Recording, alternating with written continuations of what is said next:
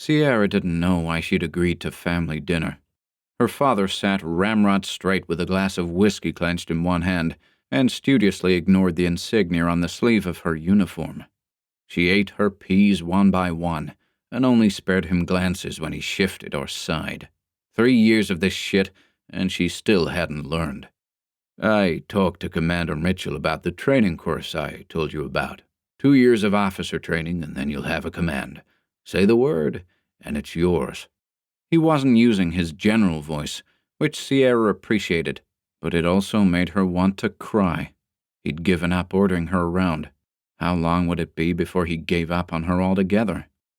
It was moments like these that she could still smell the stench of the wastes where she'd spent her first years sticking to her skin. Her father, General Remington Alvarez, had saved her life, and all she was to him was a disappointment. I like my job, Dad. She forced herself to look up. Even though he was in his mid-60s, her dad barely had any gray hair, and his muscles made her think he could lift a tree if he had to. He'd been stationed behind a desk for more than a decade, but none of the work had made him soft. No, Remington Alvarez was all hard edges and strict rules. The job that means I have to spend every night you're in the field wondering if you're safe? The job that I can't talk about to any of my friends? The one that will steal away your future before you even realize it? He jerked his glass up to his mouth and threw the whiskey back, hissing as the liquid burned its way down his throat. I wouldn't be any safer in the fleet, she felt the need to point out, even as his other statements flayed her alive. And if it weren't for the work I did, the fleet would be flying blind. He made it all sound so sordid and not a necessary part of any defense apparatus. Her father sucked in a deep breath, and Sierra had to look away, staring at a still photograph her father had taken at some fancy event with an alien with bright yellow skin and sharp teeth. They'd had this fight 100 times before, and the only sure thing about it was that both of them would be left hurting and resentful by the time the night was over. She cut herself off before the apology could flit across her tongue.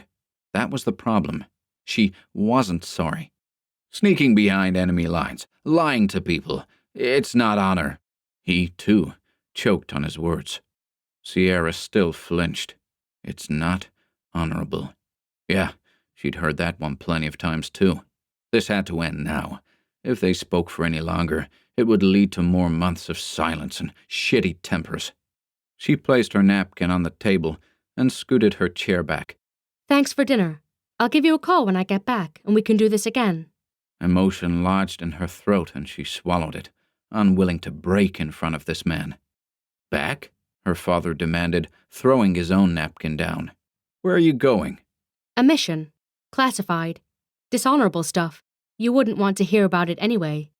Her eyes itched, and if she didn't get out of there in the next minute, she'd end up crying. Sierra didn't cry in front of her father, not ever. That was even worse than dishonor. That was weakness. Era. He tried to stop her with her old childhood nickname. Sierra didn't even pause as she scooped up her jacket from where she'd laid it on the back of his couch. She made her way through the narrow hallway of his quarters and to the front door. Something that might have been regret danced in his eyes as he met her at the door. Be safe, he finally said, grabbing her in a tight hug and yanking her close. Come back in one piece. I still need a date to the reception for Ambassador Yormas of Reet. Sierra squeezed her eyes shut, but when she opened them again, her eyelashes were wet. Her dad said nothing. I'll give you a call, she promised, not ready to agree to anything when her emotions were so raw. He just nodded and let her go.